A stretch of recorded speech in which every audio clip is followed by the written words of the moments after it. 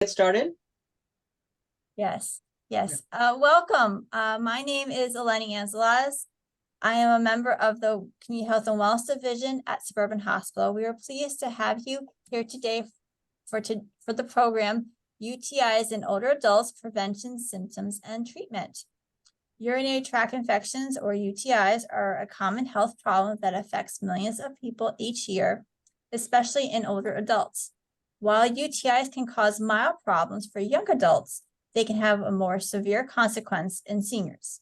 UTI symptoms may include frequent urination, pain, or burning when passing, altered mental status, fever, and nausea or vomiting.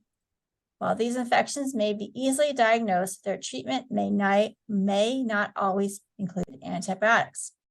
Today, we will hear about prevention, diagnosis, and treatment of UTIs from members of Suburban Hospital's antimicrobial and stewardship and infection control teams. Before we introduce our partners and speakers, I wanted to cover some housekeeping items. We will be recording today's session and will share it with those who have registered. You may also access closed captioning by clicking the CC icon once. You will find that on the bottom of your screen on most devices. Because we're using the Zoom webinar today, you will remain on mute. We highly encourage interaction with our speakers, so please feel free to use the Q&A feature to type a question. We will reserve the time at the end of the program to respond to your questions. Lastly, most importantly, the program we offer is highly driven by your feedback, and we kindly ask you to take a moment at the end to complete a short evaluation of today's programs. The form will pop up at the end of the session when you hit the red leave button. If you were unable to complete the survey today, we will follow up with an email that will contain a link as well as the recording. Did you know that the U.S. Census predicts that by the year 2035, the number of adults greater than 65 will outnumber children in our country? With the tremendous advancement in medicine, we are all living longer, but we also want to live better, of course. In a moment, you will hear about the local village partnering with this event. But at Suburban, we have an initiative that is very much aligned with the local village movement.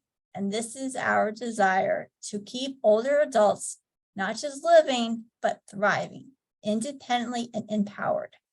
Seminars such as these are one example in which we can support these goals. We are proud to have invested $15,000 over the years in empowering villages to make advancements in aging at the neighborhood level.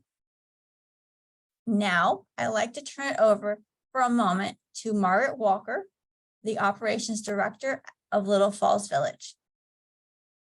Thank you very much. Yes, Little Falls Village is a nonprofit organization serving adults 50 plus aging in place in Bethesda. We serve the 20816 zip code and nearby neighborhoods such as Kenwood. We offer a variety of virtual events on health and wellness as well as other topics. And I'm going to post in the chat where you can ask to receive our free e-newsletter or learn more about full membership, which also includes services such as rides and help with grocery shopping for people in our immediate area. Thank you so much.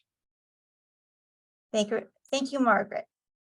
Now I have the honor of introducing our guest speakers. First, we have Dr. Sonia Kozba, who is a board certified in infectious diseases, internal medicine, and pediatrics.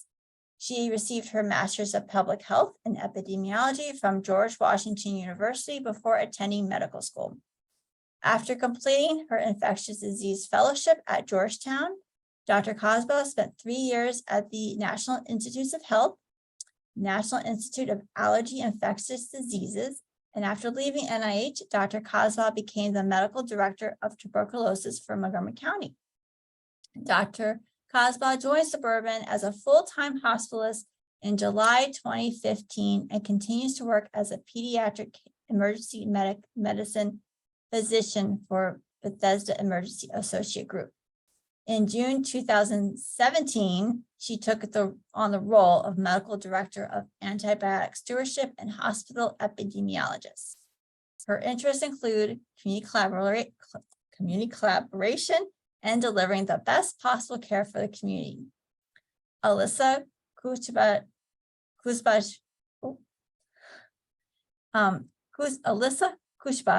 is the lead pharmacist for the Antimicrobial Stewardship Program and a pharmacy resident preceptor for the Infectious Disease and Antimicrobial Stewardship rotation at Suburban. Alyssa completed her Doctor of Pharmacy at North Dakota State University and completed a PGY1 pharmacy practice residency at Suburban. Her interests include infectious disease, antimicrobial stewardship, anticoagulation, patient education, and precepting residents and students. Outside of her work, she enjoys painting, crocheting, and golfing. Lastly, but not least, we have Darlene Smith, who is the interim director for infectious disease prevention and control at Suburban. She has been a nurse for 25 years, initially working critical care. She is board certified in infection control and has over 16 years of experience in this field.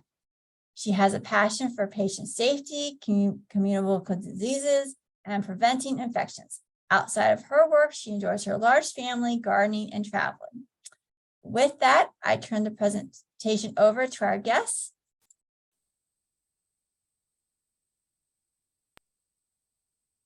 Thank you. I'm just going to share my screen here. Are you all able to see before we get started? Okay, great. As stated, I'm the Antimicrobial Stewardship Pharmacist at Suburban. So I get to look a lot at antibiotics on a daily basis. And one of the most common reasons we see patients is because of UTIs. So I'm happy that this is a topic that all in. Oh, might be frozen. Let me try this. Okay, here we go. A little bit of background information on UTIs. So urinary tract infections are sometimes shorthanded called UTIs. So I will refer to them in the rest of this presentation UTIs, just so you know. But they do cause more than 8.1 million deaths to healthcare providers each year. 1 in 2 women, so that's of women, and then 3 in 25 men will have symptoms of at least one UTI lifetime. You also may know people who have recurrent UTIs. Just looking at the population as a whole, 50% of women will have a UTI in there. So we'll look at a little bit of anatomy and why do UTIs happen. So the role of our urinary tract is to make and store urine. Urine is a waste product of your body. We'll talk in the next slide, but it's really kind of filtering some of the waste products out of our blood, kidneys. And then urine is made in the kidneys and it travels into the bladder. So from this picture, you can see we have a female and a male. As the blood is filtered through the kidneys, urine will go through these ureters here, fill up into the bladder, and then of course we will empty it. And the bladder stores our urine until it can be emptied.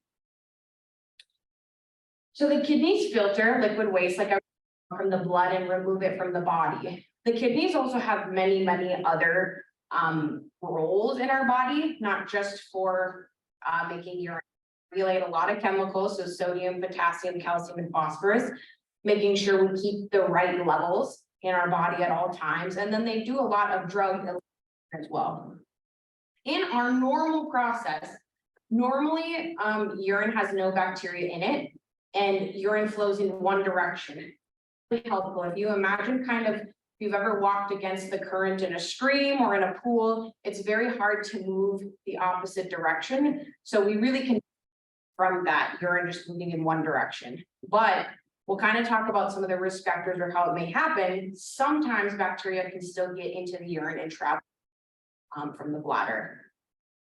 So this is kind of more of a cartoony view, but I'll kind of show you where we're headed here. We have our kidneys, we have our here, we have the bladder, and we have the urethra.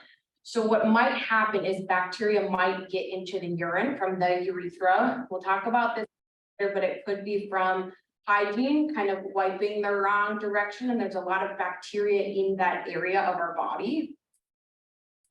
And bacteria can travel into the bladder, which we'll talk about this as well. Not all UTIs will actually bacteria will travel up into the kidneys, but sometimes if they're left untreated or if kind of time moves on, this bacteria can then travel all the way up the ureters into and then cause an infection of the kidneys.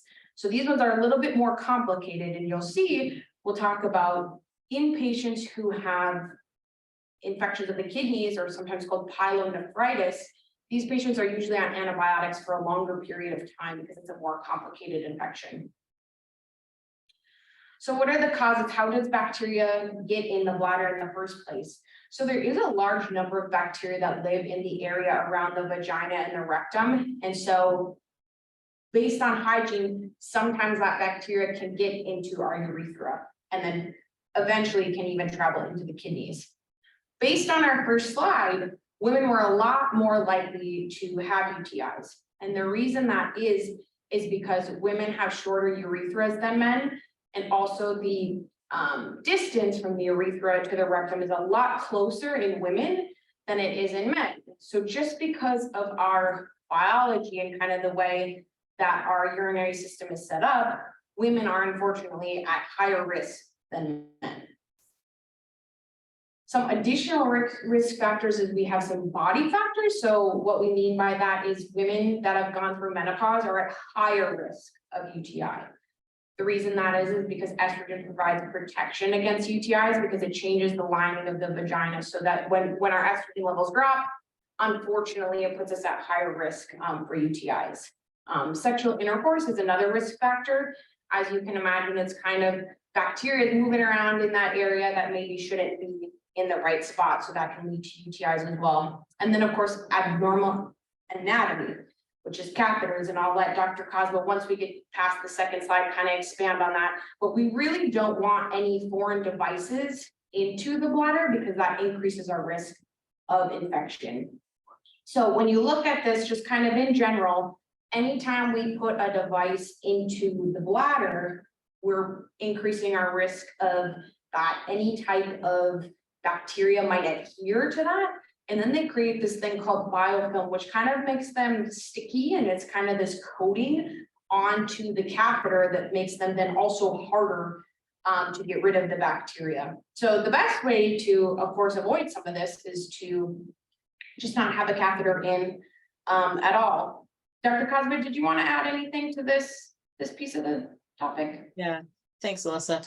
Yeah, so as people get hospitalized and they get older in age, a lot of urinary retention can occur. And we highly discourage Foley catheters from being placed, as Alyssa mentioned, because of the risk of infection.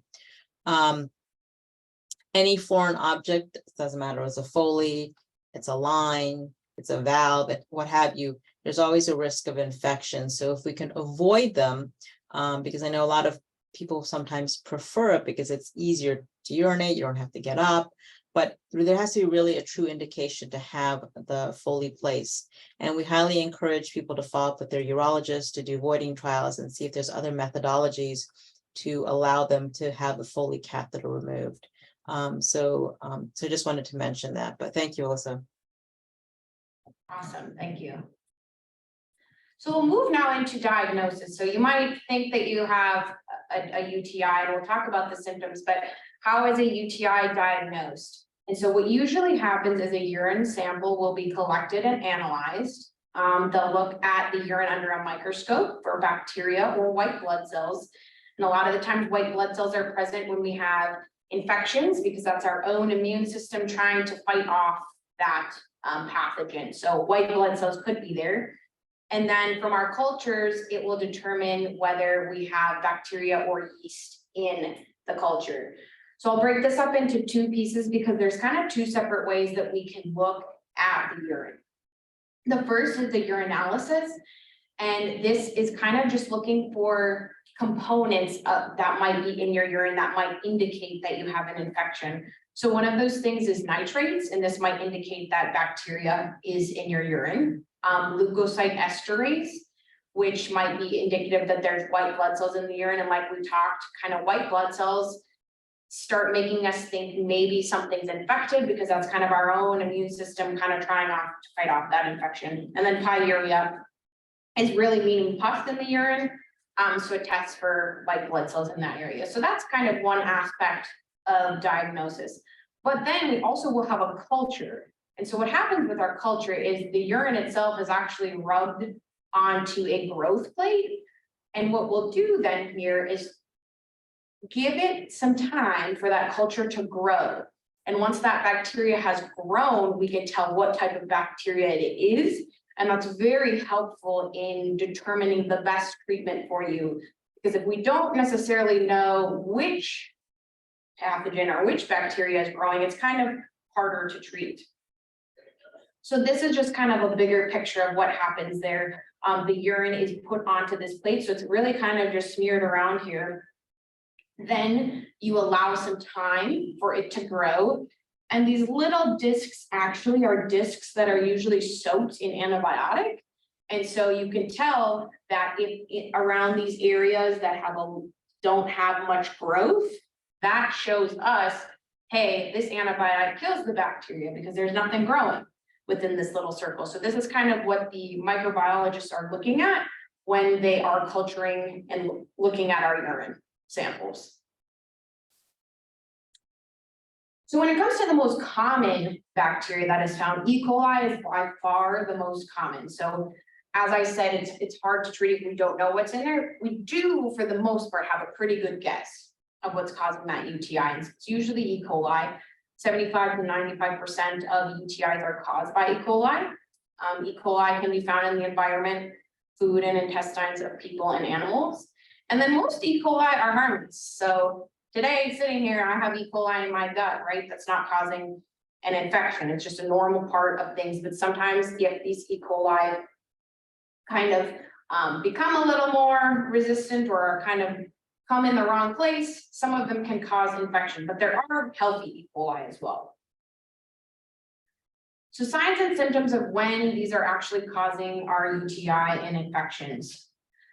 Usually signs and symptoms are similar for people of most ages, but we'll talk about kind of in our elderly patients where this might be a little bit different. So one of the signs is dysuria or pain on urination or burning. So pain and burning again is kind of a sign. Increased urgency, so feeling like the need to go, and increased frequency, so kind of like a really quick, it needs to happen and it needs to happen now. That could be a sign and symptom. Suprapubic pain, or which is pain above the pelvic bone, kind of in that area where the bladder sits, could be a reason for signs and symptoms of a UTI. And then fever and flank pain can be a sign that the infection is not just in the bladder, but it's also in the kidneys. So sometimes with just a normal UTI, we don't always have fever, but usually when it's progressed to that point where it's in the kidneys, you'll likely have fever and some flank pain. Sometimes now in older adults, confusion and disorientation are sometimes associated with them. However, this is we have to look at these signs and symptoms very, very carefully, because every time somebody is confused or disoriented doesn't necessarily mean that, oh yeah, they must have a UTI. There could be many other causes. It could be the start of a new medication. It could be, something else is going on. So we need to just be very careful. They can be signs that is a UTI, but not necessarily. We really need to kind of rule out everything else that's going on that could be leading to that confusion or disorientation as well. This talks a little bit about pyelonephritis, and again, that's when the infection moves up into the kidneys. So you'll have more of that upper back or side pain of the flank. You can see this cartoon here. He's kind of holding his flank, which is that area kind of above the hips, but on the back side of the back is kind of where that area will be. And then fever and chills, nausea and vomiting. These are a little bit more severe symptoms when you talk about pyelonephritis or when the infection's gone up into the kidneys. Cystitis, or this is just like regular infection of the bladder. So it hasn't moved up into the kidneys, it's just in the bladder. Some signs and symptoms here are going to be pelvic pressure, lower abdominal discomfort, and frequent or painful urination. This is a topic that we wanted to bring to your attention because Dr. Cosba can speak to this as well. We see this so much in the hospital all the time, and there's more and more data to show that if there's bacteria in the urine and no signs and symptoms of infection, we really should not be treating these patients with antibiotics.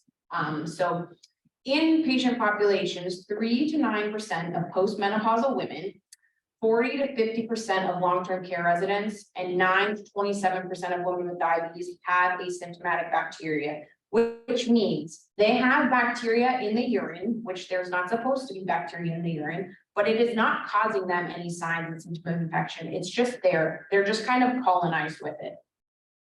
These patients should not receive antibiotics. The thought once was, oh, maybe we should make sure that we give them antibiotics because if we clear the bacteria, then they won't get any more UTIs.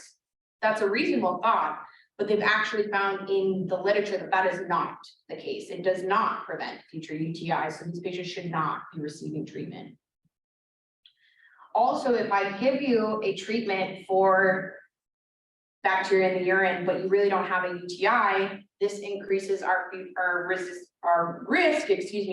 for antibiotic resistance and adverse effects from the antibiotics used. Unfortunately, antibiotics are not benign drugs. They all come with side effects. Truthfully, every drug comes with side effects. So we just have to make sure that if you're receiving antibiotics for a UTI, that the patient truly has symptoms. I'll talk a little bit about some treatment options. I put on the top of this less is better. That's mainly my job, right, is to limit the amount of antibiotics used in the hospital. There's this thought that if we give it for longer periods of time, that must be better, right? But we're running into issues with resistant bacteria, and that once upon a time, it just seems like durations were picked because they were round numbers. So 7 days, 10 days, 14 days, but we're finding you really don't need that much antibiotics to treat a UTI. A lot of the recommended therapies that we start off with in the hospital, a lot of the times you might get an IV medication. But the ones I put on the slides here are just oral medication, so it would be a little pill. So nitrofurantoin, 100 milligrams twice a day is a very common regimen for patients to get for UTI.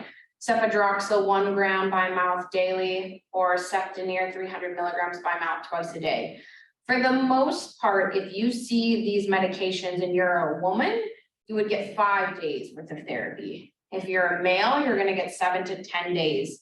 And the reason males get more is it's just like a little bit harder to penetrate that area, and so they get a little bit longer than females.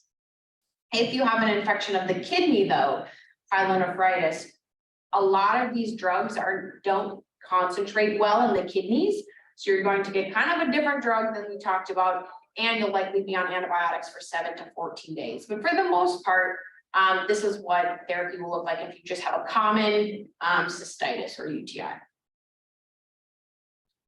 For the most part, your symptoms should get better within a few doses, but it's really important to finish the entire course of antibiotics, even if you feel better.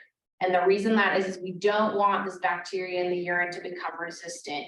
Bacteria has a very short, when you think about how fast bacteria replicate, what can happen is the bacteria can see the antibiotic, and then they can make enzymes, or they can kind of change their DNA in order to become resistant. And so if we don't treat all of the bacteria that's in the urine, some of them can see the antibiotic and kind of make changes and then become resistant, in which case then we kind of have to use drugs with worse side effect profiles to treat the UTIs. You may have in the past received ciprofloxacin or Cipro, or sulfamethoxazole trimethoprim, or the brand name is Bactrim before, to treat UTIs. It's not that this was wrong, but what we've been seeing in the community is that E. coli, which remember is the most common pathogen for UTIs, is becoming more resistant. So about 35% of E. coli we're seeing in the community is actually resistant to these drugs. If that's the case, and you have a resistant strain of E. coli, and I give you ciprofloxacin, the problem is it's not going to work. It's not going to treat that bacteria. So I'm just giving you kind of antibiotics for nothing. Because of that, and because this resistance is greater than 20%, we really recommend that if you don't know and you don't have that culture that's kind of spit out and told you, I have this bug and it's susceptible to this and this bacteria, we really shouldn't be using this as our first go-to agents because this resistance is becoming so high. We can talk a bit about prevention, and so how do you prevent UTIs? One of the best ways is to drink lots of water and stay well hydrated. If you're drinking lots of water, that means that your kidneys will be making lots of urine, and we can kind of keep that singular flow or that one-way flow of urine, which is can be helpful. One of the other things is don't hold your urine, as holding it in and not allowing it to drain kind of lets the urine just sit in the bladder, and that can increase our risk of UTIs. And you can consider cranberry tablets. There's not a bunch of very compelling studies with cranberry, but the thought is that if you use cranberry tablets and you acidify the urine, that makes bacteria not really want to live in that acidic environment. So that's something that can be considered as well. Preventative antibiotics is another topic that you may have heard about. And usually this is only brought up if a patient has recurrent UTIs. So multiple UTIs in a year's worth of time, so to speak.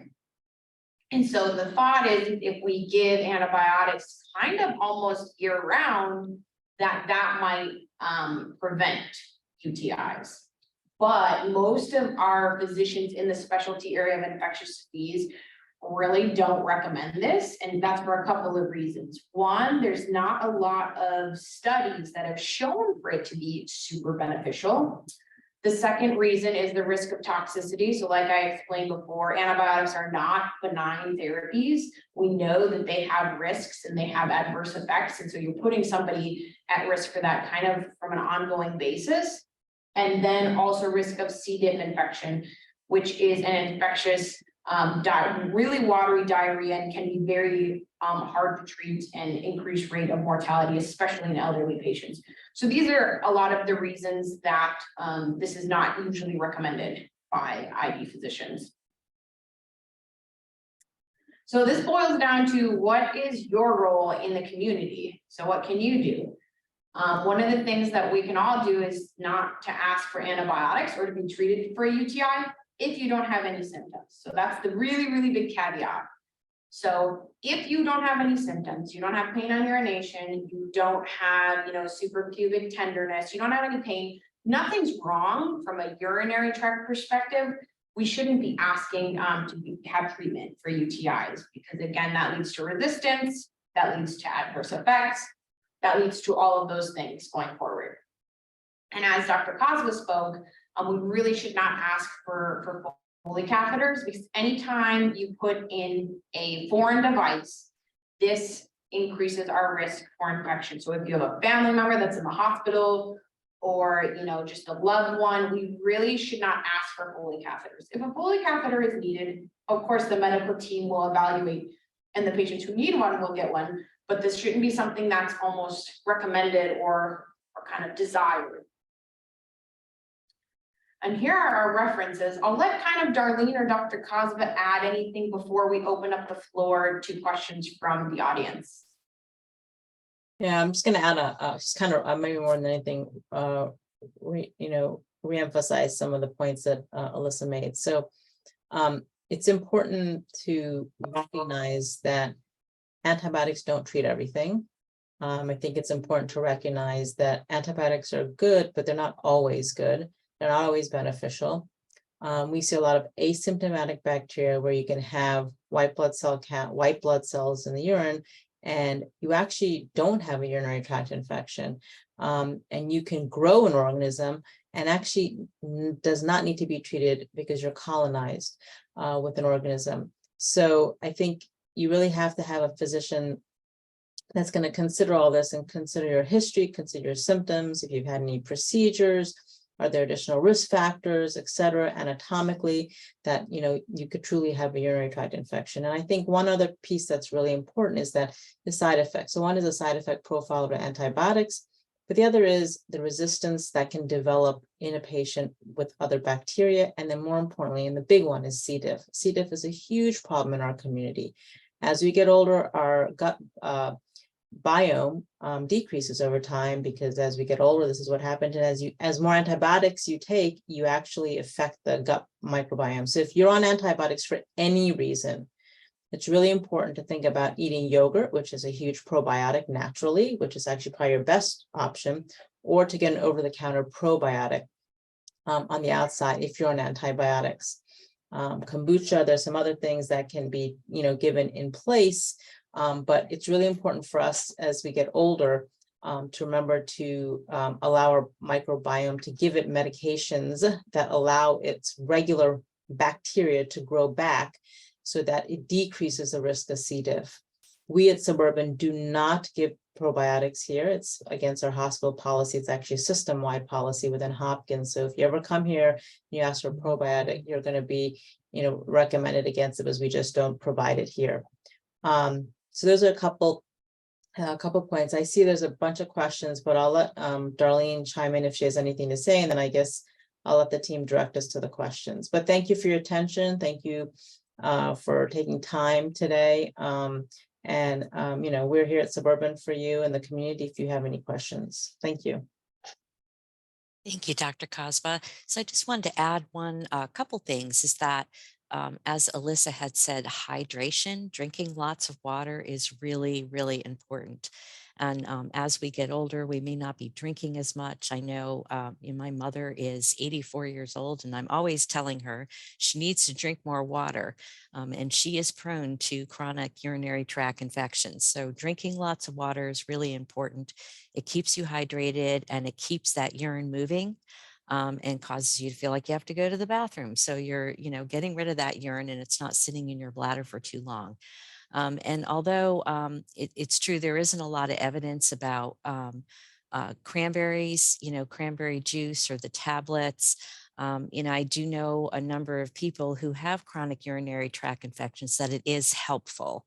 My mother has done it, really pretty much her whole life, and there's no harm in it. It's a natural thing.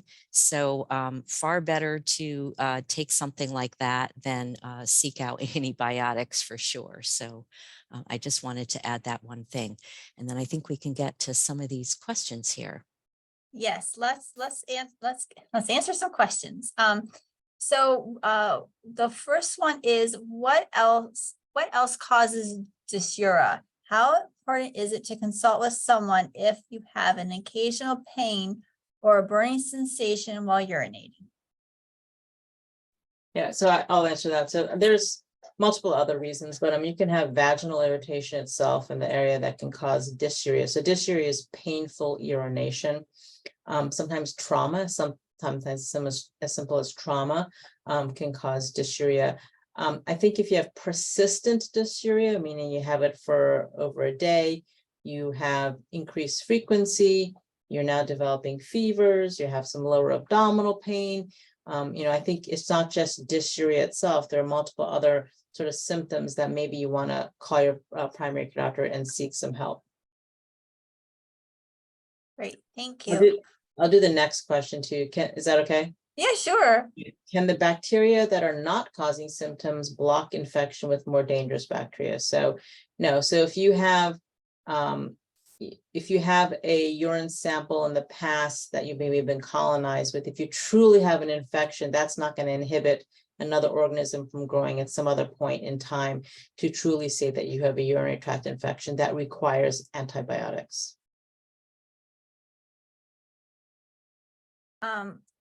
Should we just keep going down the rest? Yeah, absolutely. Absolutely, please. What about frequency as a possible symptom? So I think we talked about that. So I think it's not just a singular symptom. I think you have to think about more than one symptom that would lead you to seek some medical advice or medical expertise. Cystoscopy, so so if you've had a recent cystoscopy, yes, you can possibly have a urinary tract infection after the procedure. It's not very common, but it does happen. You can actually get bacteria in the blood also after a procedure. Again, not common, but things that can happen. Again, you side effects from medications, you have side effects from procedures as well. So keeping those things in mind. When I have a UTI, I feel a shooting pain all the way to my shoulder when I urinate. Any thoughts on this symptom? I think it's completely the shooting pain in your shoulder. I don't think it's related to a urinary tract infection. How much water should a 65 plus female try to drink? I think that was in the slides, was it not? Yeah, I'll go back to it. Oh, Okay. on my screen share. Let's try it again. And I'll answer some of these other questions that seems to be on this other chat. What about tiredness and cloudy urine? Cloudy urine can be the case for multiple reasons and not even due to an infection. So you can have, just make sure you're sort of the cleanliness is there. You could have some vaginal stuff that kind of gets in, mixed in. But cloudy urine and fatigue, it's just alone are not reasons to seek any medical attention. Is there a probiotic you recommend to buy over the counter? So one of the best probiotics is something called VSL number 3. That's something you can buy on Amazon. It tends to be a little bit expensive, but any of the, over the counter, there's multiple of them out there, I think are sufficient enough. And the idea is to get enough of the bacilli, lactobacilli, I want to call it, into the gut to be able to allow your normal biome to kind of regenerate and grow. Wow, okay. And then I think this question is for you, Alyssa. Could you please speak to what causes the colonization? You mentioned some people having, you can answer it, I can answer, it's up to you. Can you read it just because I have the screen share? I can't actually see the question. Yeah, so it says, could you please, and I can answer, could you please speak to what causes the colonization you mentioned some people having? And it's literally just has to do with, we have bacteria everywhere. So like on my skin, I've got bacteria everywhere in my gut. And most of it is good. Most of it's great. We have this great relationship, right? I'm sitting here full of bacteria and I don't have infection. So it could just be that bacteria has gotten into, but it's healthy E. coli, kind of like we spoke about. It's E. coli that's not going to cause infection and it's gotten into the bladder. And so it just kind of lives there. The bacteria that we have on our body lives off of us. And so it could be just a non-UTI or non-pathogenic strain that is living there and we're living in harmony. But of course we have the bacteria that don't live that way. And that's what causes our infections. Thank you. Someone asked about how much is 2 liters. So 2 liters is 67 ounces. And eight cups, right? yes, yeah, exactly. Cups, yeah. So 8, yeah, I'm just trying to do the math, yeah, breaking down. Yeah, I was doing the cups math too. Yeah, so then, and each cup is 8 ounces. So if you're talking about 64 ounces, you're talking about 8 cups of water. Yep. Let's see, hold on. Okay, then If that's a big change for you, you're probably gonna have this urinary frequency, right? If you're only drinking half of a liter a day and now you're gonna switch to 2 liters, that might be a big shock. So that doesn't mean that you're having a UTI, just means that you're finally kind of getting hydrated. is there an increased risk of infection with the routine GYN exam? No. With elderly lactose that have difficulty ambulating to the bathroom while they know to stay well hydrated and not hold it, anything new besides Kegels to try and get better control before they can reach the bathroom? I mean, there are some medications. I think I would seek your physician based on other medications that you take in terms of interactions. But Kegels are a good exercise that PT can always recommend and show how to do. But Yeah, I'm not sure I have a whole lot of advice in that. When I was seen at the ED for severe vertigo, the only test result was a UTI, no other symptoms. Every other test, including MRI of the brain, were fine. Maybe. I'm not sure. Is there more of a question to that? It kind of goes ... So I'm not sure. It was How do more you- of a comment. Oh, sorry. Yeah. Okay. How do you spell the probiotic you recommended? I obviously spell VSL, the letter V, the letter S, the letter L, and number 3. Another one that you might see, sometimes it's held behind the counter in a pharmacy in a fridge, is Florigen. That's not a bad one. Be mindful if you are gonna take it with an antibiotic, at the same time, you can't take it with 2 hours before or after. Because you have to remember that's good bacteria, you're trying to put good bacteria back into the system, but if you take an antibiotic at the same time, you're putting good bacteria in, well, that's kind of just a waste of money, because that antibiotic is gonna kill your probiotic too.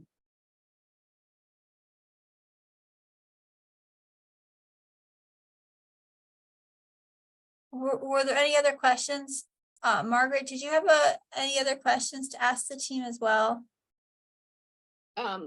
Yes, I was for Alyssa, if this wasn't answered already, you mentioned that some people get a colonization in their carriers.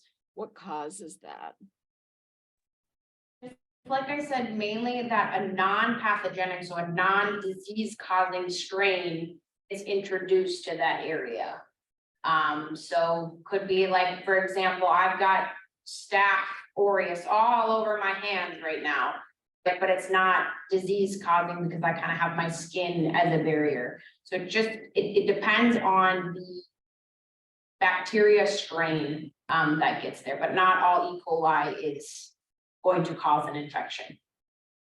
Does it tend to be more common with people who are incontinent? Or have some incontinence?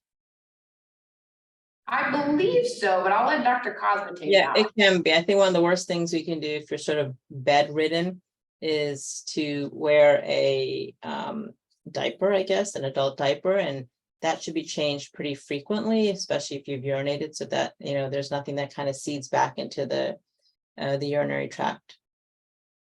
Do you ever recommend Gold Bond? One medical practitioner recommended that to somebody as like antibacterial to put Gold Bond powder on.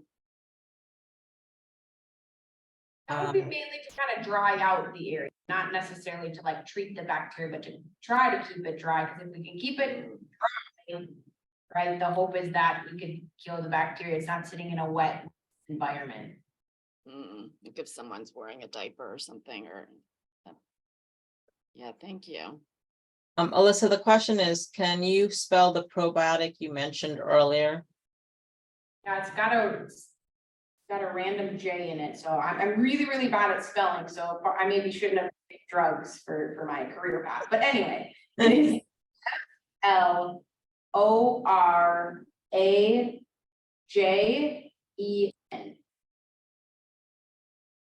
And then there's lots of different types, there's like a digestive, they're all pretty good though.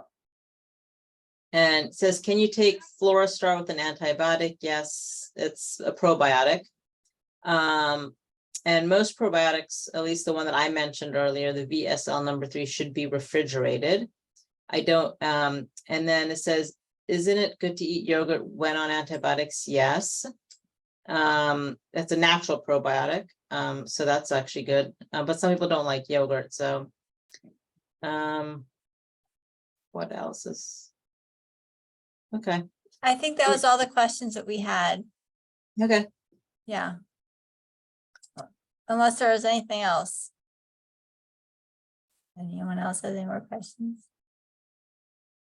I have one. You mentioned the cranberry juice. Why does cranberry juice work to prevent UTIs? Good question. I like to explain it like, if you have a regular environment that our bacteria is used to, they like to grow. But as soon as you get a little acidic, bacteria doesn't like that environment. Like if I can imagine like rubbing a lemon in my eyeball is not gonna be very happy, right? That's not a very good environment. It's kind of the same way for bacteria.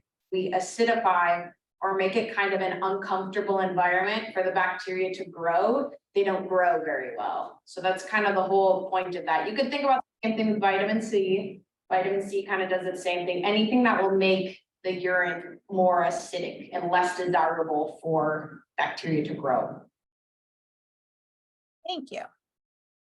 I just wanted to bring up two other points, and that is, if you have an increase in frequency in your urination, I mean, there are multiple other reasons, like a diuretic, a simple thing. If your doctor's increased your Lasix or your hydrochlorothiazide or some medicine that's going to make you spironolactone, things are going to make you urinate, that in itself can cause increase in frequency. So I just think, you have to always kind of, and if you're actually drinking more water, that can increase your frequency of urination. So you kind of have to sometimes think, has there been some changes in your habits or medications that could have, made, that symptom, as opposed to just assuming it's a urinary tract infection. Thank you. There are a few more questions. How long does it take for bacteria to grow in a culture?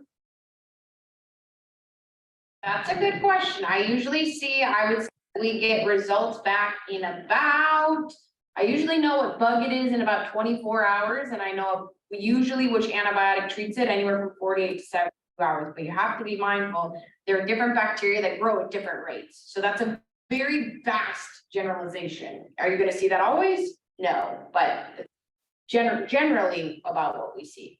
And I would also say it's a hospital lab. So, a commercial lab, that your doctor would be sending a specimen to, is probably going to take a little bit longer to come back. And we tend to get gram stains earlier, so know whether it's a gram positive or gram negative, but that doesn't really help us in the long run. That just tells us maybe what type of organism is, but it doesn't tell us what organism or the sensitivity in terms of the profile of antibiotics that will be appropriate, and there wouldn't be any resistance to antibiotics that we're already giving you. How much vitamin C should someone take a day? This individual takes 2,000 milligrams a day. Is that okay? Well, it depends on what you're taking it for. Vitamin C on the plus side is water soluble, meaning anything that's extra, you're gonna kind of urinate out. But I would review that with your doctor, because I don't know everything about your situation. So I would definitely review that with your primary care doctor. Great. If you're taking, this next question is, I guess, 3 parts. If you're taking antibiotics, won't that kill the probiotics in the yogurt? So should you wait until you are done with your cycle of antibiotics before you eat the yogurt? And then the other part of the question is, how much yogurt should you be eating to get your probiotics back in balance? So, bacteria, in terms of the probiotics, when you give it's actually good to give it with antibiotics. They're not counteracting each other because they're treating different things. I mean, so the probiotic is allowing your good bacteria to be there. The antibiotic is impacting the bad bacteria that's not supposed to be there. And when you take probiotics, your good bacteria doesn't grow overnight. It takes some time. So that's why it's important to take kind of daily. Volume wise, they get those little Chobani, you get those little like cups of, little like yogurts. I think that's sufficient. I don't think you have to drink gallons of it or anything like that, but like you just have a little cup a day, that should be sufficient, because for every spoon you take of yogurt, it's basically a part of a probiotic in terms of the bacteria that are needed for good growth. There's a brand that you might see at grocery stores called Kefir, and that probably has one of the better amounts. How should I say, better probiotic amounts per yogurt? Because again, like, we don't want you to switch into a yogurt diet. That's not good either. So it's all kind of in moderation, but that's probably one of the better ones. Yeah, I didn't mention that earlier, but it's not like a wonderful taste from what I've been told. I personally haven't, and neither is kombucha. So those are things that you can try. Some people really like those tastes, and that's fine. But yeah, that is another option. Could you comment on the use of estradiol? Okay, Dr. Cosba, maybe you should read this question. I actually can't see it, actually, so. Estradiol for UTI prevention? Somebody on Estradiol? estrogen therapy, I think is what they're asking. Oh, there you go. If they're on estrogen therapy, does it help prevent UTIs?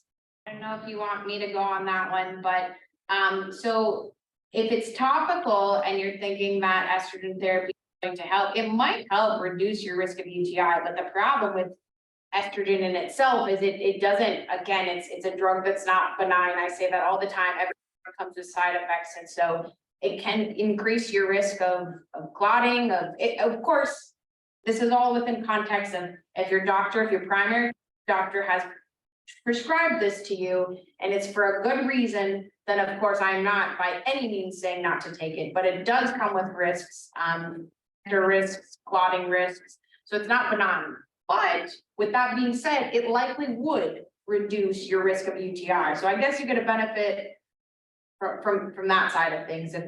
Sorry if that's kind of a lukewarm answer, but I hope that helps a little bit.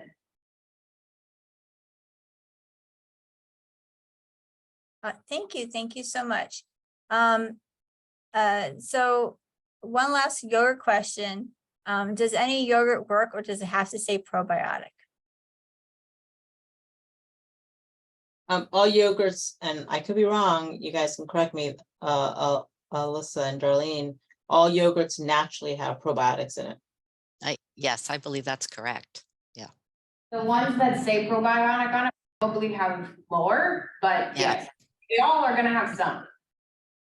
Great, thank you very much for answering those questions. Have you ever heard of Ugora?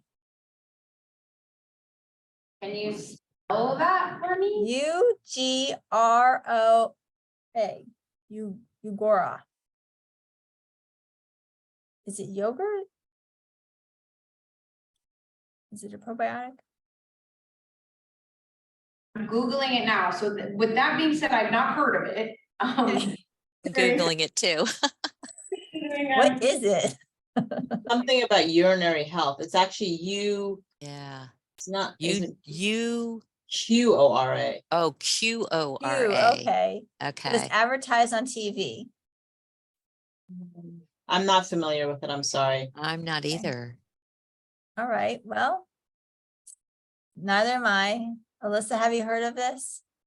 No, I haven't, but it almost seems like it's one of those things to kind of try to acidify the urine a little bit. From a very brief look at it, that's kind of, it seems what that might be. But no, I have not. Okay. Well, if there aren't any other questions, I just wanted to are there any parting thoughts when it comes to UTI infections, treatment, prevention, anything that you wanted to just mention from anyone? I think we hit on them all. If you don't have symptoms, please don't ask for antibiotics if you don't have symptoms. And if you or a family member needs a catheter placed, please be mindful of that. If you can get up to go to the bathroom and we don't need to place them, then that would be great to not have them placed, just to protect our patients from, adverse effects, UTIs in the future. We try to do the most that we can in that sense.